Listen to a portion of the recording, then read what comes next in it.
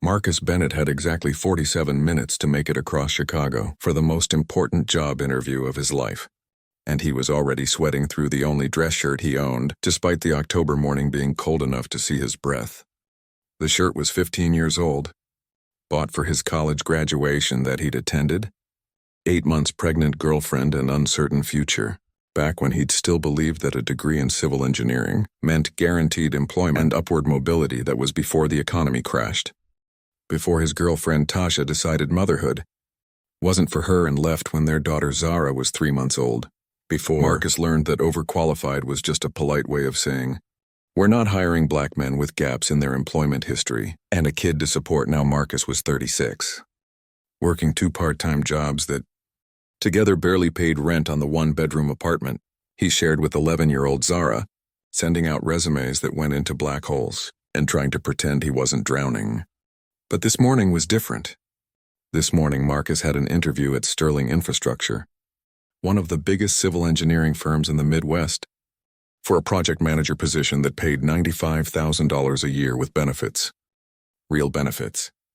Health insurance that would cover Zara's asthma medication, without Marcus having to choose between inhalers and groceries. Dental care, so Zara could get the braces she needed. But he couldn't afford a 401k.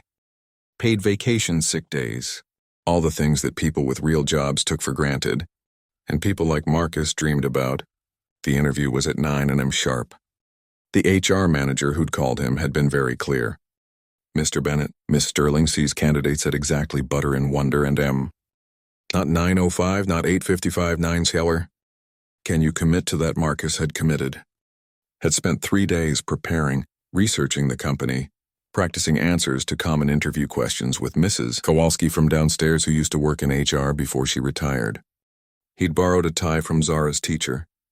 Mr. Johnson had his 1 pair of dress shoes, resoled for $20 he couldn't spare. Had arranged for Zara to get herself to school because this interview was during his usual morning routine. Everything was planned perfectly. Everything was going to work. At 8 a.m. Marcus was on the Red Line heading downtown, mentally rehearsing his opening statement when his phone rang. Unknown number he almost didn't answer, because telemarketers didn't care that he was trying to change his life. But something made him swipe to accept. "Hello, Mr. Bennett." A woman's voice, official and concerned. "This is Principal Rodriguez from Oakwood Elementary. I'm calling about Zara." Marcus's heart stopped. What happened? Is she hurt? She's fine physically, but she's quite upset. There was an incident this morning with some other students. Nothing violent, but Zara locked herself in the bathroom and won't come out. She's asking for you. Marcus closed his eyes, feeling his carefully constructed morning collapse around him. "I'm on my way to an important meeting." "Can't someone else? We've tried." "She's only asking for you." "Mr. Bennett, I know this is inconvenient, but Zara needs her father right now." Inconvenient, the word echoed in Marcus's head with bitter irony. Losing the only job interview he'd gotten in 6 months wasn't inconvenient, it was catastrophic. But Zara needed him, and there was no universe in which Marcus chose a job interview over his daughter, no matter how desperate he was. "I'll be there in 20 minutes, Marcus said, and hung up before Principal Rodriguez could thank him. He got off at the next stop, crossed the platform, and took the train heading back south toward Oakwood Elementary, watching his future slip away with every mile.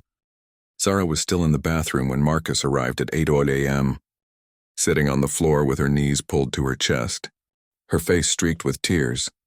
She was small for 11, with her father's dark skin and her mother's delicate features, wearing the thrift store clothes Marcus had carefully selected to look new enough that other kids wouldn't notice they were second-hand.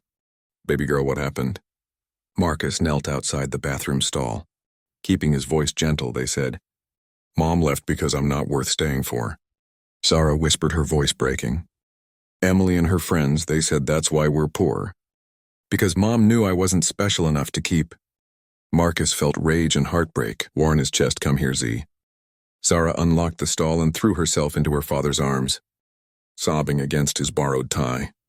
Marcus held her, stroked her braided hair, and whispered the same truths he'd been telling her since she was old enough to ask why she didn't have a mom. "Like other kids, your mother leaving had nothing to do with you, and everything to do with her. You are worth staying for. You're worth everything. And those girls are just repeating ugly things they've heard from adults who should know better. They sat on the bathroom floor for 15 minutes until Zara's tears stopped and her breathing steadied. Principal Rodriguez appeared in the doorway, her expression sympathetic. Mr. Bennett, I'm suspending the girls who said those things. Zero tolerance for bullying, and I'd like to recommend Zara see our school counselor. I can't afford a counselor, Marcus said flatly. It's free. Part of our student services. Nothing's free. Marcus stood helping Zara up. But okay, set it up right now. I need to get Zara settled and get to... He looked at his phone. 9:04 a.m. The interview had started 4 minutes ago. Even if he left now, even if he caught the train immediately, he'd arrive at Sterling Infrastructure at 9:00 a.m., minimum 45 minutes late. To an interview where the instruction had been exactly 9 while iron, and Marcus felt the opportunity slip through his fingers like water. He could try to explain. But he knew how it would sound. Single father child care emergency. Can't manage his personal life.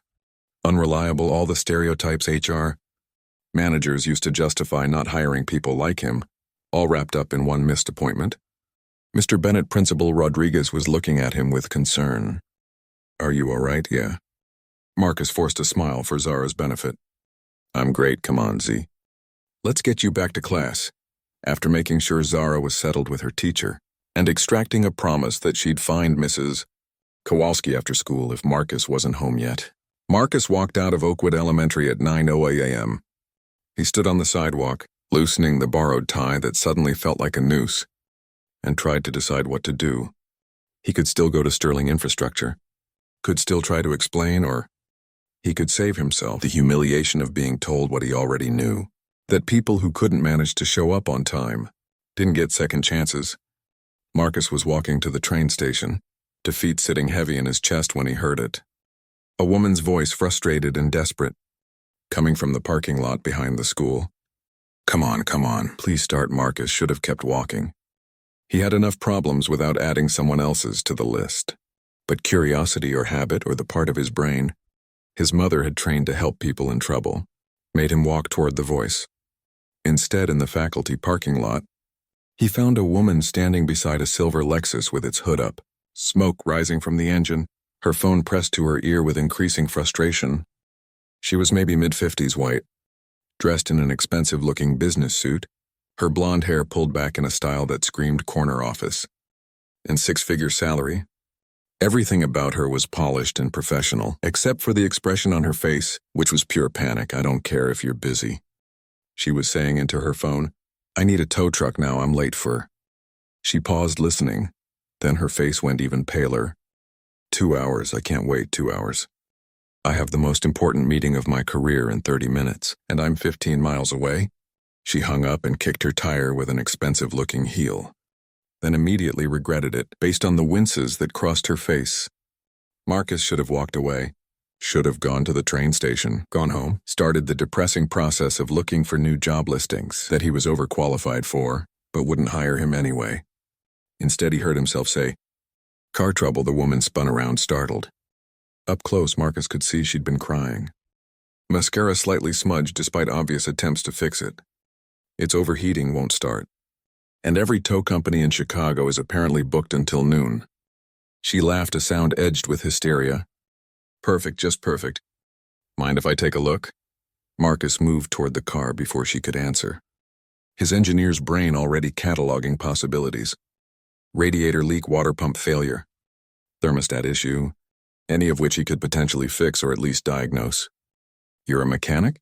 The woman sounded doubtful, probably seeing Marcus's dress shirt and slacks, the attempted professional appearance that now felt like a costume. Engineer, actually civil. Not mechanical, but I grew up working on cars with my uncle. Learned to fix pretty much anything that broke because we couldn't afford to pay someone else to do it. Marcus peered at the engine, looking. For the obvious culprits, you have water coolant. I don't even know what coolant looks like. The woman hovered nearby, clearly torn between hope and skepticism. And I have bottled water in my back seat, but I don't know if that helps. Marcus could see the problem almost immediately. Radiator hose had burst, probably from age and pressure. dumping all the coolant and causing the engine to overheat. It was fixable with the right parts, but temporarily fixable with a lot of water and some duct tape. If you were willing to get creative, your radiator hose is blown. Normally you'd need to replace it, but I can patch it temporarily. Get you where you need to go at least. After that you'll need a real mechanic. The woman's face transformed. You can fix it really temporarily. Won't be pretty and won't last long, but yeah, I can probably get you moving. Marcus was already calculating he'd need duct tape, which he didn't have water, which he did some kind of clamp or wire to hold the tape in place. Maybe 20 minutes of work if he was lucky. What do you need? The woman asked, already pulling out her phone again. I can call someone, order whatever. Just need to find a hardware store nearby. Get some duct tape and hose clamps, maybe a knife to cut the damaged section. Marcus checked his phone 9:08 a.m. The interview was already lost. Helping this woman wouldn't change that. But standing here doing nothing wouldn't change it either, and at least fixing her car made him feel useful instead of defeated. The woman was typing rapidly on her phone. There's a hardware store 3 blocks from here. I can send my assistant. No, wait. She's already at the meeting covering for me. She looked at Marcus. I don't even know your name. Marcus Bennett, Catherine Sterling. She said it like it should mean something, but Marcus was too focused on the engine problem to register the familiarity of the last name Sterling. Like Sterling Infrastructure, the company where he should be interviewing right now. Nice to meet you, Miss Sterling. If you to get that duct tape while I wait here. I can have you on the road in under an hour. Catherine shook her head. I'll drive you faster than walking and waiting. Your car doesn't work, Marcus pointed out. We'll take yours. Marcus almost laughed. I don't have a car. I take the train. Was heading there when I heard you. Oh, Catherine looked genuinely surprised. Like the concept of an adult without a car was foreign to her. Then we'll walk together, come on. They walked 3 blocks to the hardware store. An odd pair, the polished executive and the underdressed man in a borrowed tie. Both moving fast, with the urgency of people fighting time they didn't have. Catherine talked as they walked, nervously filling silence. I have a board meeting at 10 a.m., not just any meeting. The meeting I'm presenting, a proposal that could secure a $200 million infrastructure contract with the city if I'm not there. My competitors will fill the room with doubt about my company's reliability. One late arrival could cost me everything I've built. Marcus understood that feeling more than she probably realized. What kind of infrastructure? Roads, bridges, water systems. Sterling Infrastructure has been doing municipal projects for 30 years. I inherited the company from my father 5 years ago, and I've been fighting to prove I deserve the position ever since. This contract would cement my legacy or end my career. She glanced at Marcus. What about you? Why are you dressed up if you don't have a job interview or something? Marcus almost lied, but what was the point? I had a job interview at 9 civil engineering project manager position. Missed it to pick up my daughter from school. She had an emergency. Oh.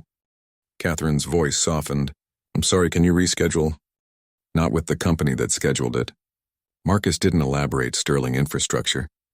The irony was so thick he could choke on it. They reached the hardware store at 9:00 a.m. Marcus grabbed duct tape, hose clamps, and a utility knife, paying for it with a $20 bill. That represented his last discretionary spending before payday. Catherine tried to reimburse him, but Marcus waved her off. Consider it an investment in good karma. They hurried back to the school parking lot. Marcus moving with purpose now, his hands falling into familiar patterns from years of fixing broken things. With insufficient resources, he drained the remaining coolant, cut away the damaged section of hose. He used duct tape and clamps to create a seal that was ugly, but functional then. Refilled the radiator with bottled water from Catherine's back seat, mixed with the small amount of coolant left in her trunk from some previous emergency. At 10:00 a.m., Marcus turned the key in Catherine's Lexus and the engine turned over, caught and ran not perfectly. The temperature gauge was climbing faster than ideal, but it ran. You did it. Catherine said, disbelief and relief mixing in her voice. You actually fixed it temporarily. Marcus warned, get where you're going. But then get this to a real mechanic today. This patch won't hold more than a few hours. Catherine was already gathering her briefcase and phone. I can't thank you enough, you saved me. What can I do? How can I repay you? Marcus thought about the job interview he'd missed, about the $95,000 salary that would have changed everything, about Zara needing braces and asthma medication, and a father who wasn't perpetually exhausted from grinding through minimum wage jobs.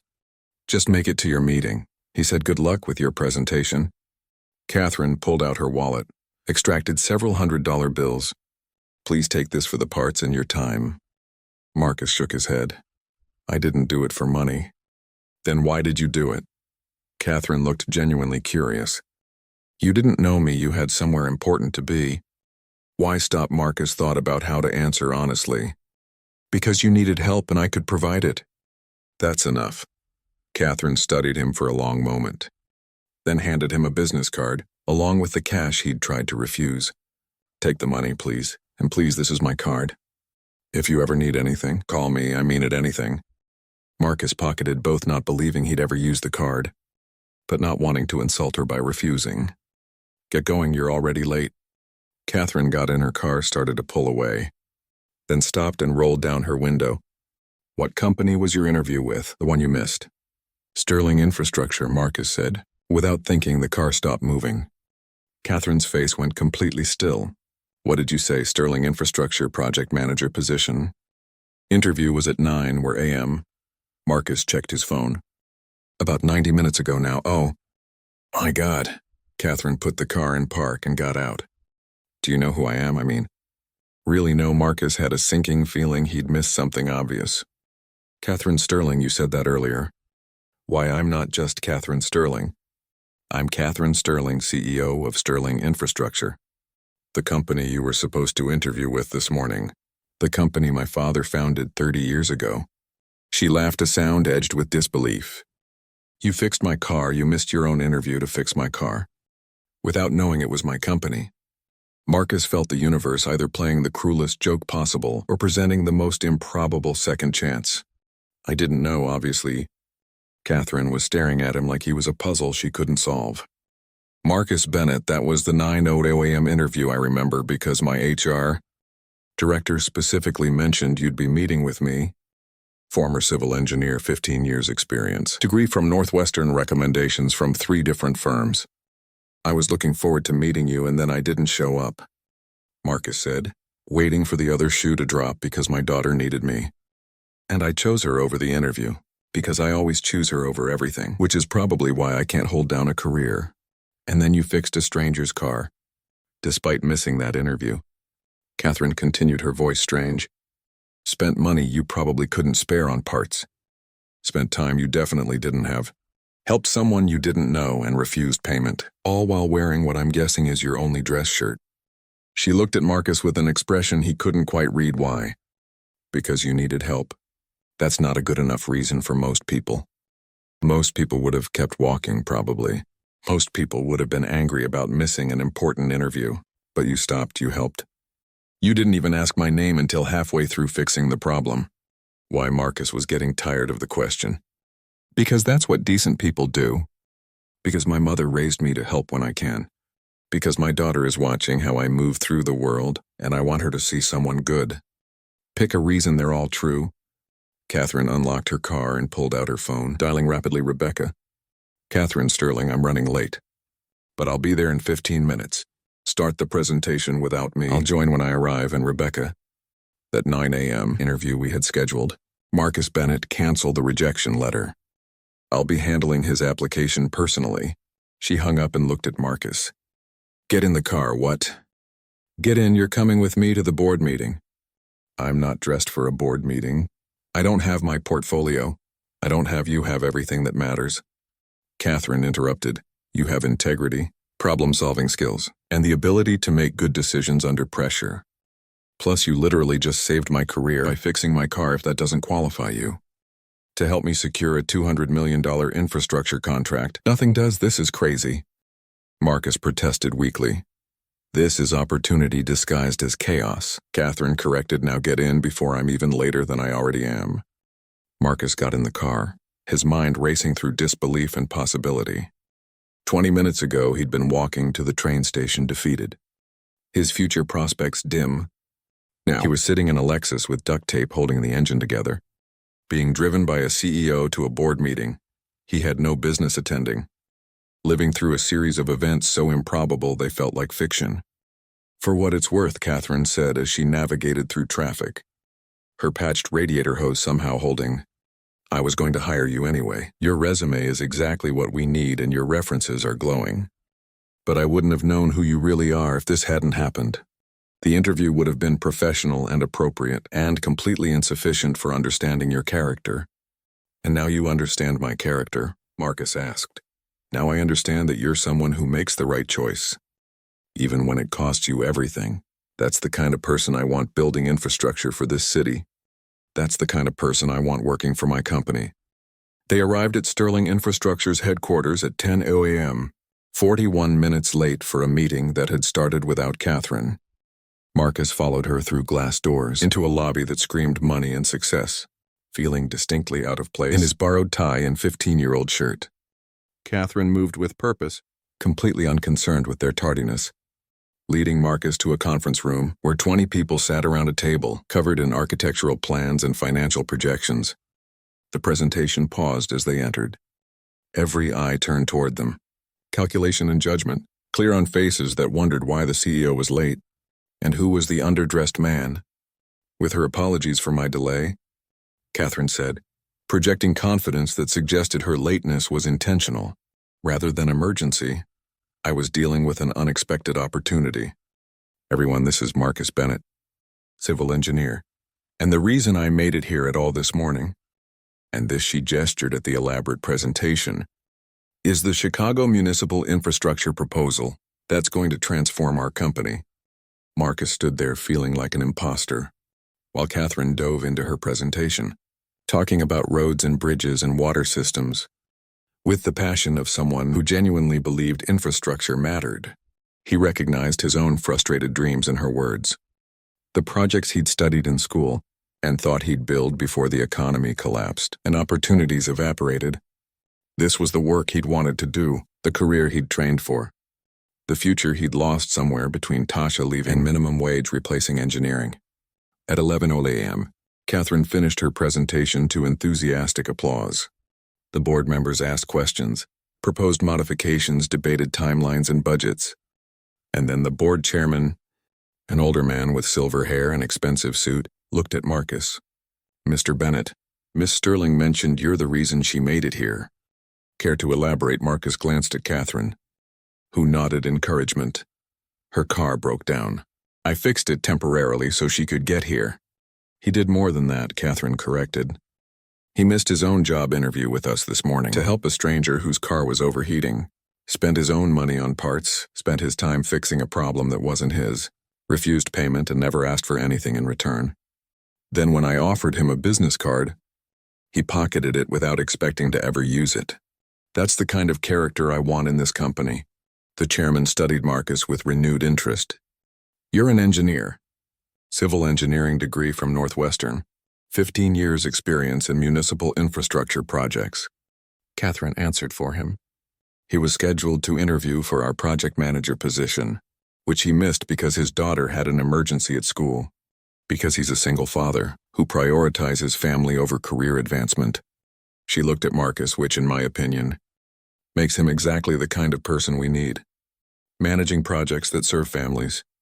The chairman smiled. Miss Sterling, are you offering this man a job in the middle of a board presentation? I'm offering him the opportunity to help us build the infrastructure this city deserves, Catherine said. If he's interested.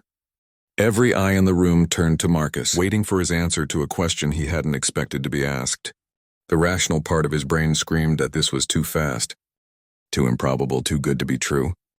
But another part, the part that had fixed a stranger's car, because it was the right thing to do, the part that believed showing up and helping mattered, said yes before he could overthink it. I'm interested, Marcus said, his voice steady despite his racing heart. Very interested. Good, Catherine said with satisfaction. Then welcome to Sterling Infrastructure. Mr. Bennett, we have $200 million worth of roads to build. The boardroom erupted in polite applause, though Marcus could see skepticism on several faces. He was an unknown variable, hired on the spot by a CEO who'd shown up late, with a man in a borrowed tie, offering him a position without proper vetting. It was unconventional, possibly reckless. and Marcus understood completely why. Several board members looked concerned.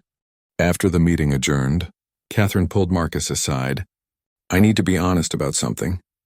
That offer was genuine, but I also made it publicly, so the board couldn't talk me out of it.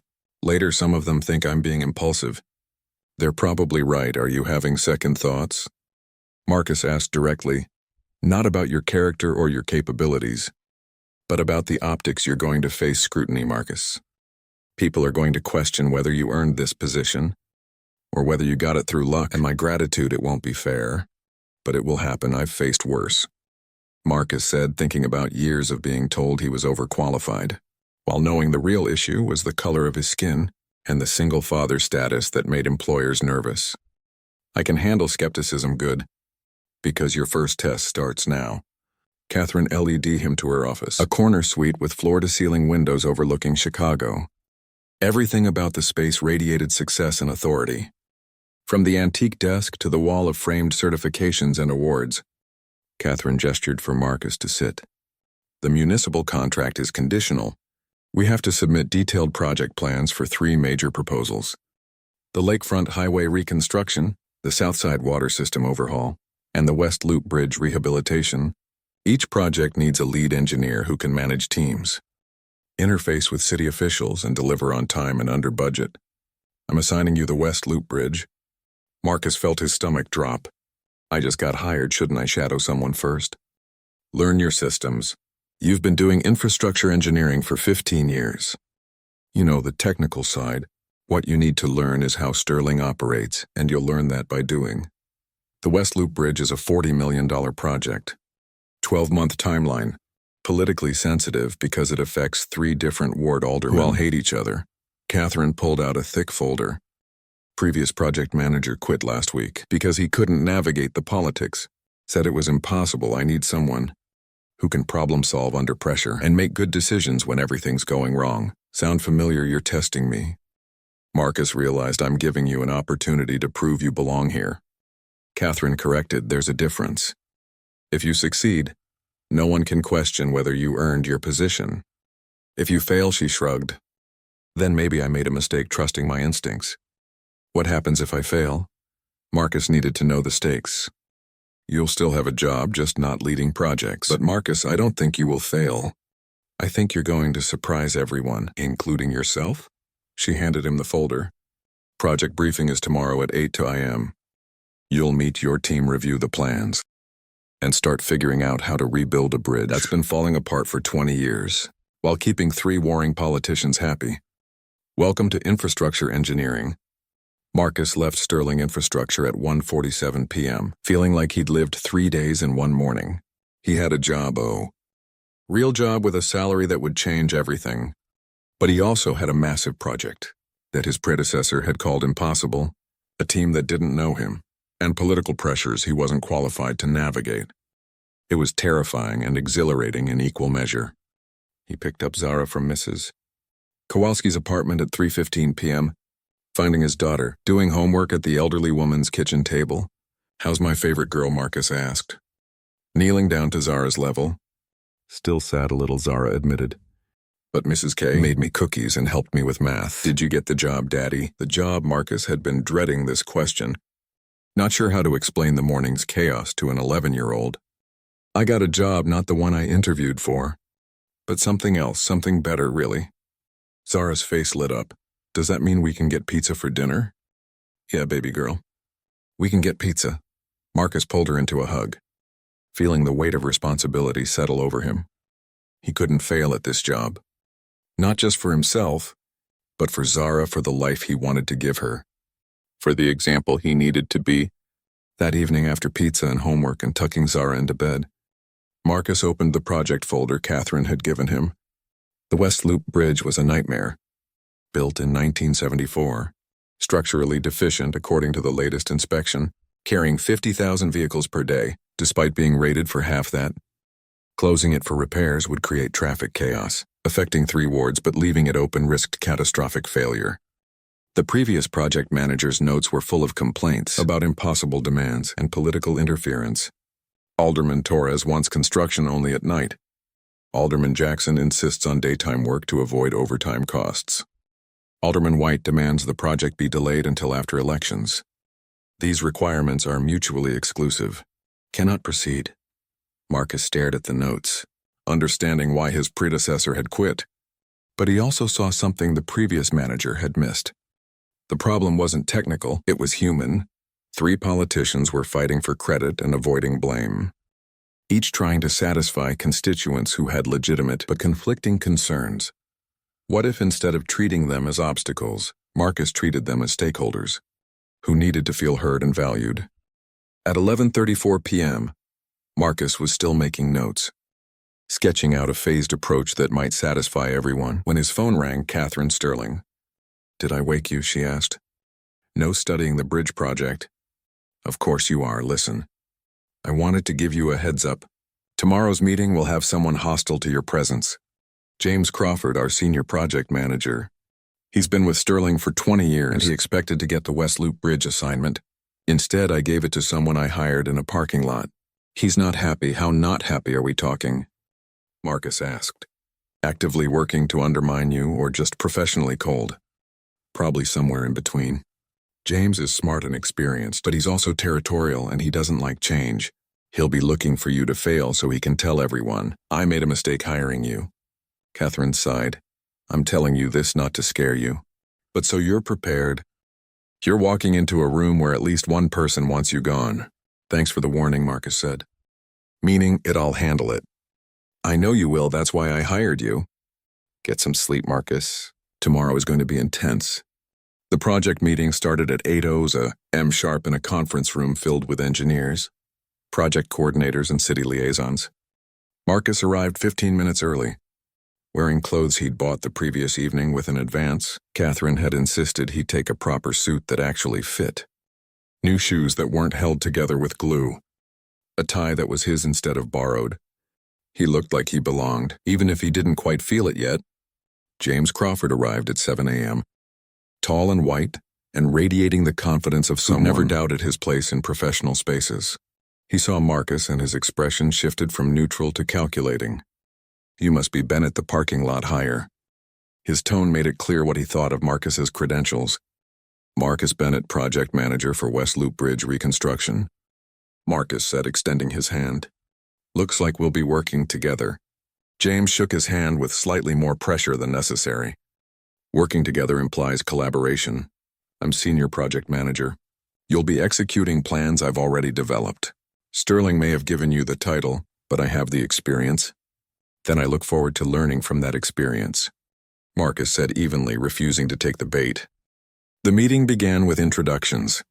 Marcus met his team 6 engineers, 3 project coordinators, 2 city liaisons, and a budget analyst, most of whom looked skeptical about their new project manager, who'd appeared from nowhere. James Crawford made several pointed comments about maintaining Sterling standards and not letting unconventional hiring practices compromise project quality. By 9 or 8 qm, Marcus understood that this wasn't just about proving himself to Catherine. It was about proving himself to a team that had been told he was unqualified, to colleagues who resented his rapid promotion, and to himself, because a small voice in his head wondered maybe they were right to doubt him. Then they got to the technical review. James presented his plan for the bridge reconstruction, close the entire bridge for 8 months. Rebuild it in one continuous phase. Deal with traffic disruption through detours that added 30 minutes to commuter times. This is the only way to do it properly, James concluded fast. Efficient minimizes long-term costs. The political complaints are irrelevant.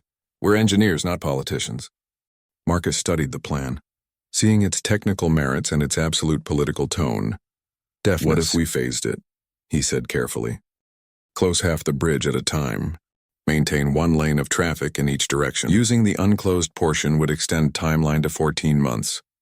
But it would keep the bridge partially functional and address the alderman's concerns about traffic disruption.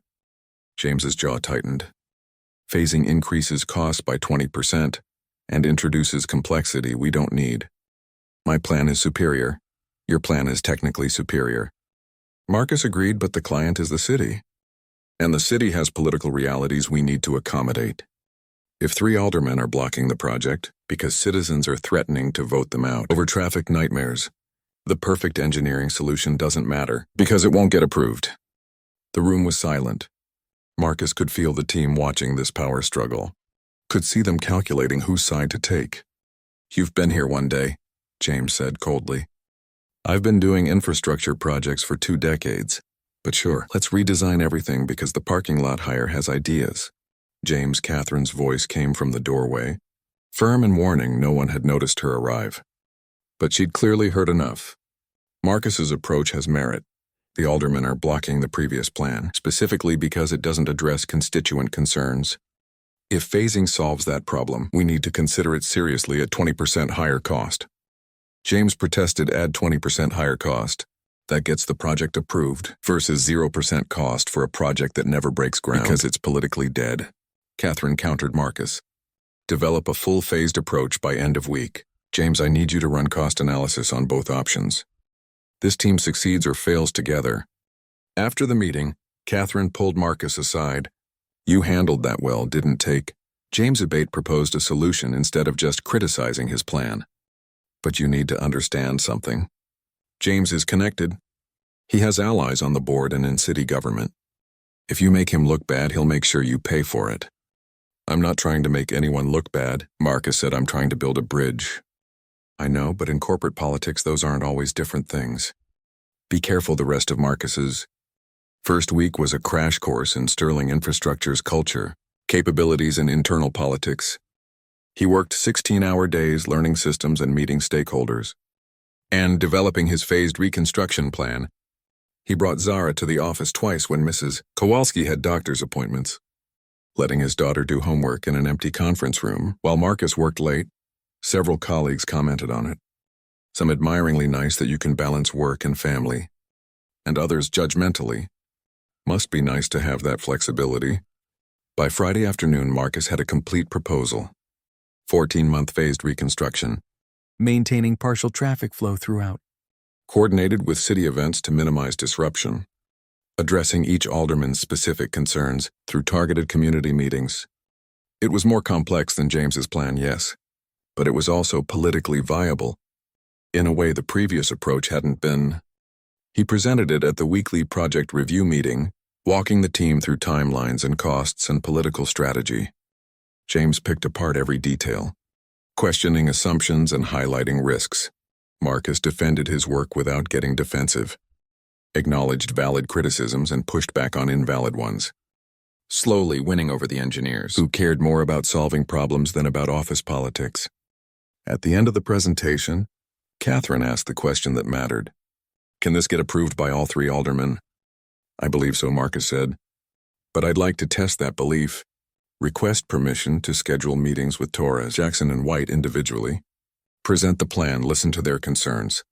Modify as needed if I can get all 3 to provisional approval.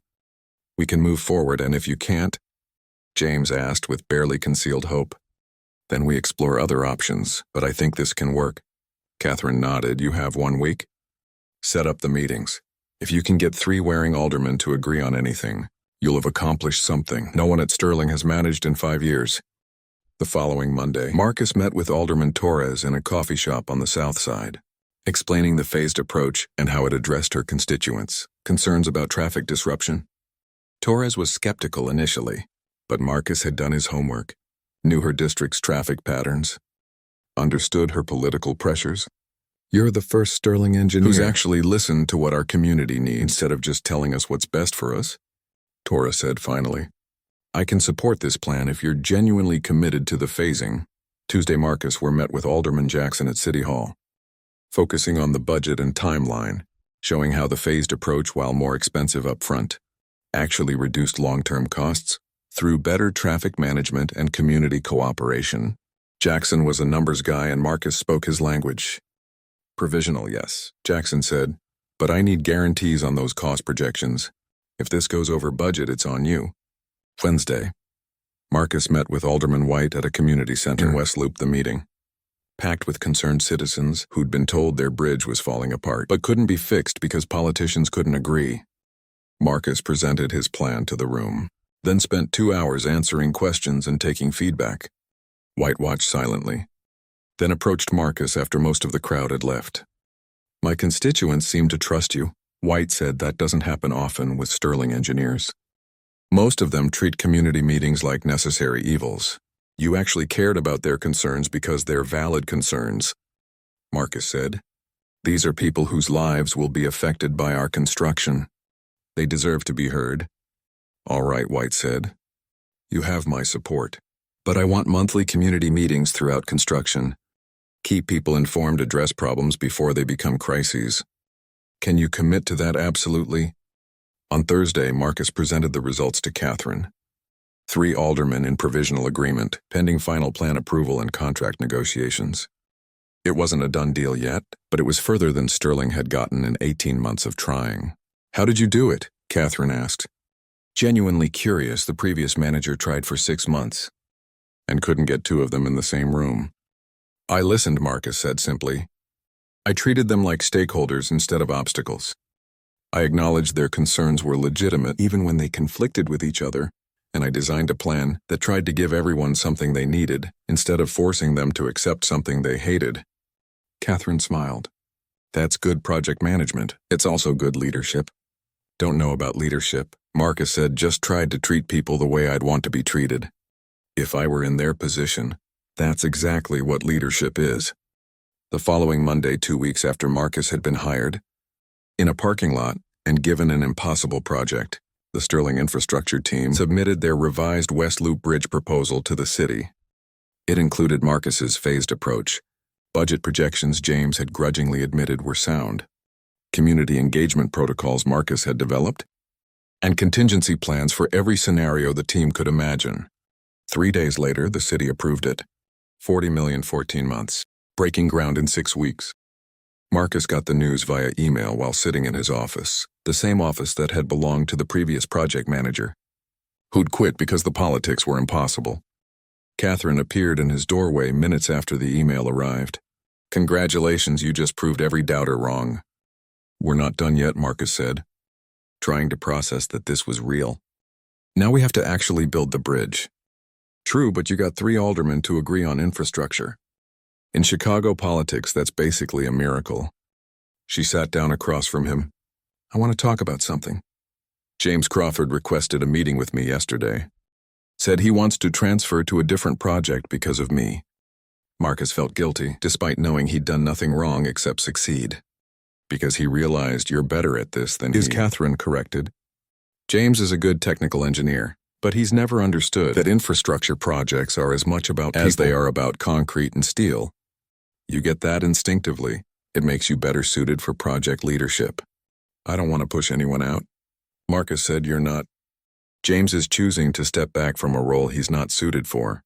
That's professional self-awareness, not defeat. Catherine handed Marcus another folder. Which brings me to this, the Southside Water System overhaul. $60 million project.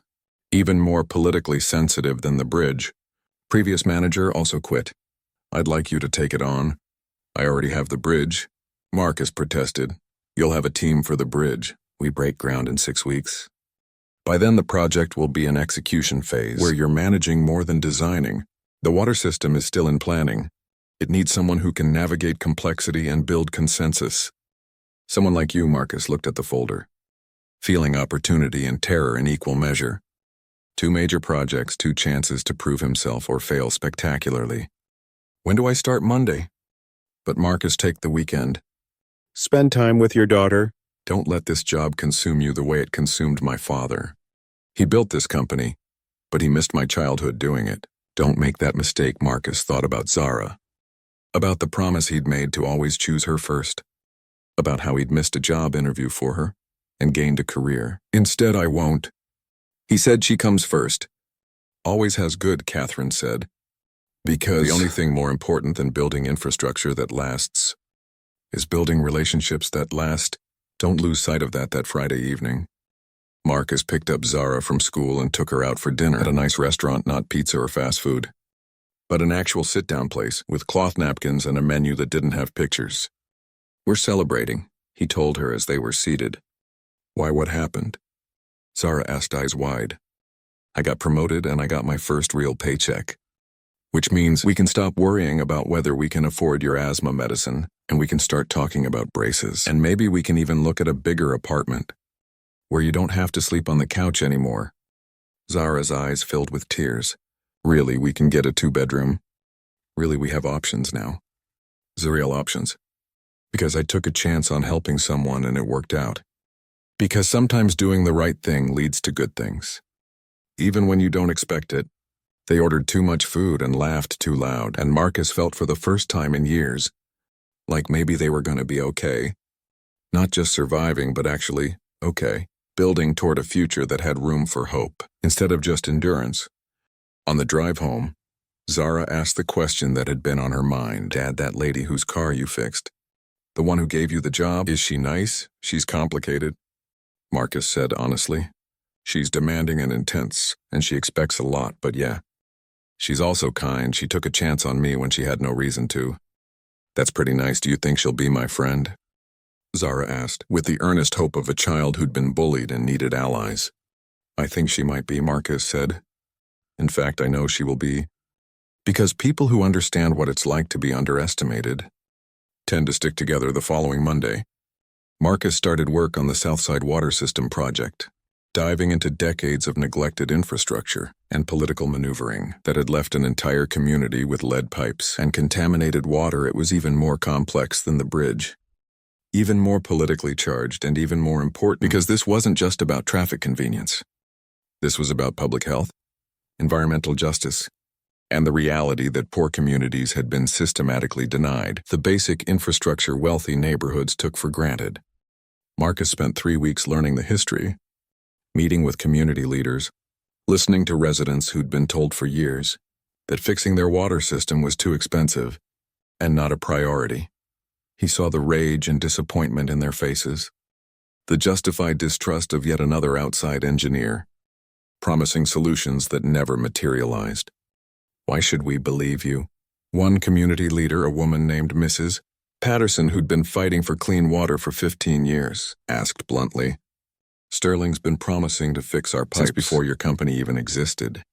Why is this time different? Because I'm not promising, Marcus said. I'm listening. And I'm not going to tell you what's best for your community. I'm going to ask you what you need, then figure out how to deliver it. If I can't, I'll tell you that honestly. Instead of making promises I can't keep, Mrs. Patterson studied him with the skeptical eye of someone who'd been lied to by better-dressed people with bigger promises. You're different than the other engineers. Why? Marcus thought about how to answer. Because I know what it's like to be ignored by people with power, to need help and be told you don't matter. I won't do that to you. Your community deserves better than it's gotten, and I'm going to fight to make sure you get it.